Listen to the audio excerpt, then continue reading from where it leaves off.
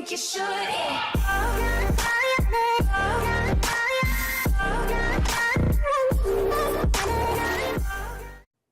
So in this episode of Persona 5, we start out oddly in Madarame's palace for some reason, and basically it's a setup for what happens in the game. Where, well, it's like in the game because it's basically the anime adaptation of the video game, of course. But the Phantom Thieves, of course, are all in the palace or Madarame's palace because they're trying to set up a route to get to wherever the treasure is, because in order for the treasure to be, in order for them to actually take it, they have to send out a calling card to whoever's palace they're going after, right? Or whoever's treasure they're going after, because they have to manifest it into what it actually is inside of the person's cognitive world inside of their palace. I can go into explaining it, but that's probably the best way I could explain it without overcomplicating it. So regardless, they're in Madarame's palace in the beginning of episode 7, and then they get to a part in the palace that they can't get through. There is literally no way for them to get through, so they have to figure something out. And so after they actually play through the intro, which is always, a neat thing for me to see, we immediately see someone looking through a camera lens, and we don't know who the person is, but of course, immediately after that, Ren and Ryuji confront the person, and it's a lady. It's basically a photographer, or a reporter, I guess. Yeah, basically just a reporter. She walks around with like a camera and stuff, and she's basically trying to get the scoop on the whole rumors about Madarame and him basically abusing and plagiarizing his pupils and shit. And that's basically what she's doing. And she actually plays a big important in the video game because she's one of your confidants. And she'll actually maybe appear once again in the anime later on once we go after someone else.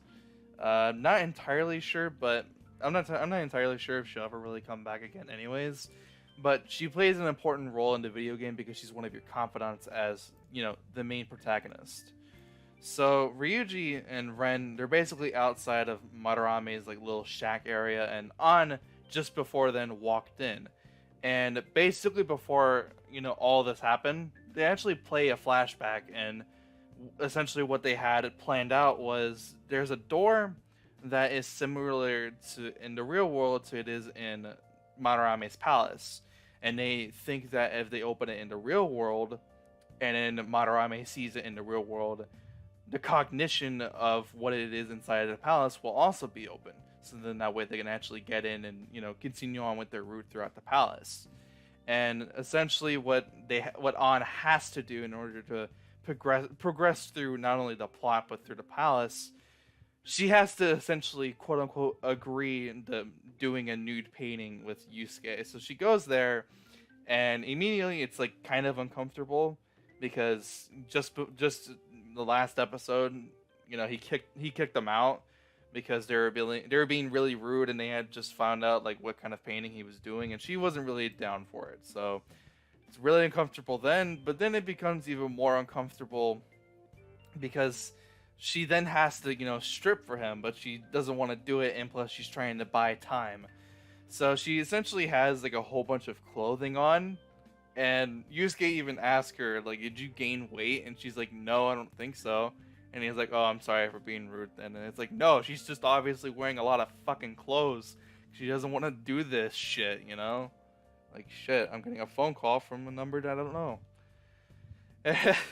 So it's really uncomfortable the whole time because we don't really see it. We see a little bit of it because I guess, fan service is a thing in anime, so it's not really surprising. But we see a little bit of her taking off the clothing, and she's throwing the clothes like all around the room and shit. And at one point, just to be able to distract the motherfucker as he's trying to turn around, she throws her bra and then she runs out of the room.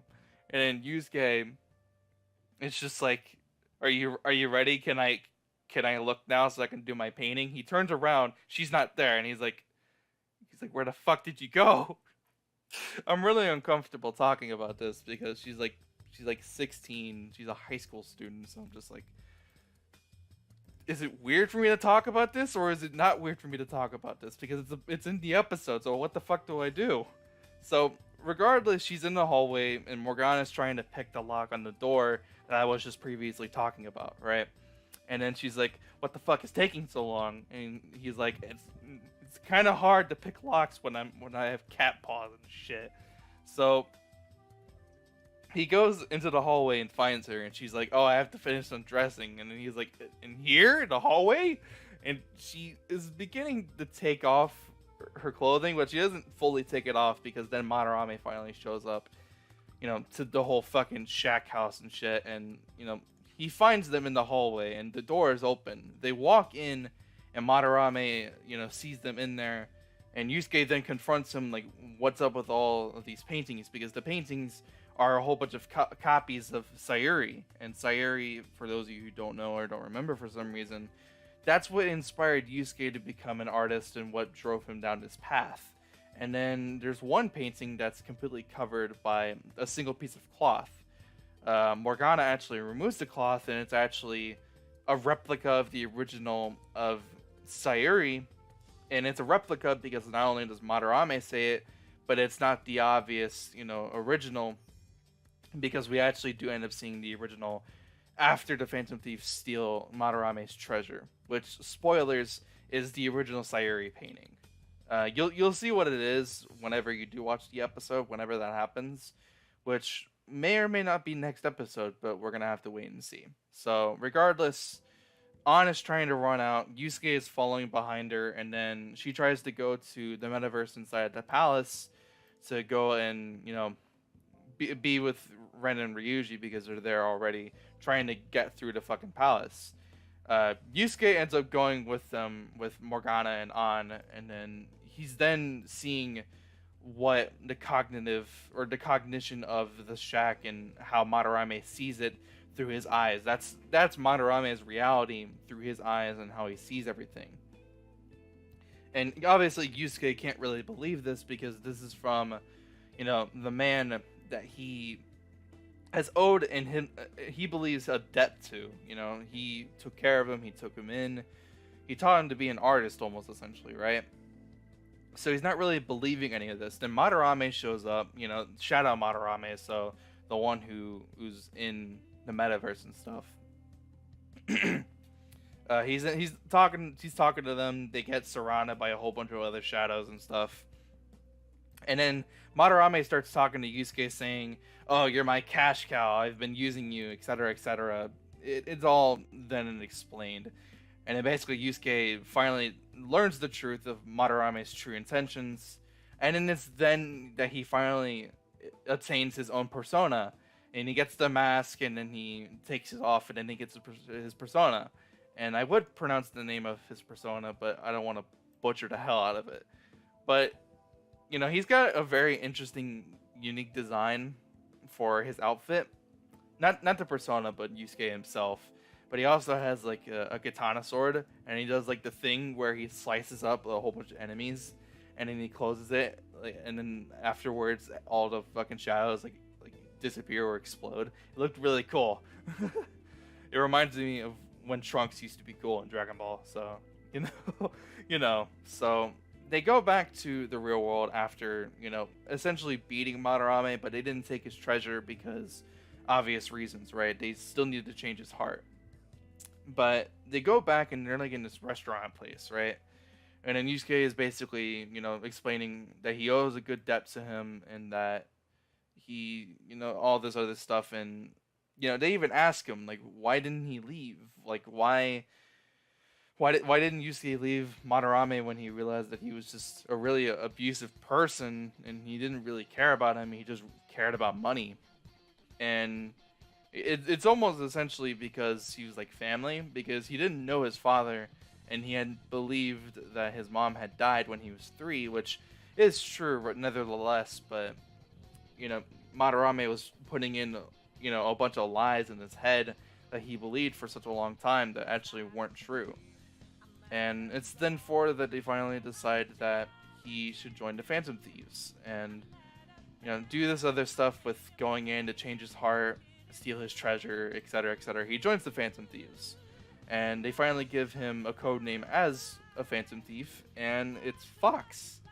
And they go with a whole bunch of other names that are really unethical, that don't really that makes sense kind of. But then they're like, yeah, the meet in the middle ground. Let's just go with Fox because it makes sense. So after the credits, they play a scene where they're back in the palace. Actually, right? They're back in the palace, and they're going through the paintings because in Madarame's palace, that past the door that they were trying to go through, there's a whole bunch of paintings that they can go through, and it takes them to an entirely different part of where they're at, right? But Ren and Ryuji couldn't figure out their way through it, and it was probably because they weren't an artist and they didn't really get it. But then Yusuke, now being a part of the Phantom Thieves, he understands how to get through these paintings, and finally they finish their route through to get to the treasure, and then they finally they ended off with the scene with Ren going to the Velvet Room, and Igor is just then basically just talking about he's congratulating him and that he needs to get stronger the further through his rehabilitation, and then Ren isn't really understanding it. He's still questioning it, and then Justine and Caroline, I think that's what their names are, the two guards or whatever. They're telling him to like be quiet, be prisoner, and then the scene ends with Igor just with a stupid little fucking smirk. So that's essentially the end of the episode. The episode was really good, and then of course it's always nice to see a new member of the Phantom Thief unlock their persona after they haven't been able to do that for a long time. That scene was really cool. I really liked how Yusuke got his persona. It was exactly like the video game, of course, but visually it looked a lot cooler than in the video game.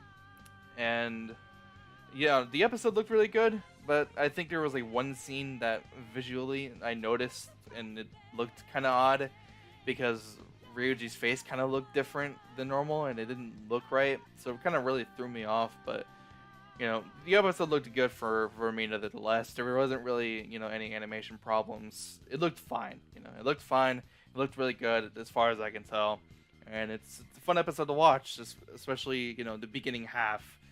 Yeah, you either are, if you depending on who you are as a person, you either really enjoyed it because you're a pervert or you felt really uncomfortable because of obvious reasons. So, regardless, that's the end of the episode, which means that's the end of the video. I'm going to try to get this video out as soon as possible because it was supposed to come out yesterday, but I had internet problems with my router. I couldn't reconnect back to the internet. I don't know what the fuck is going on.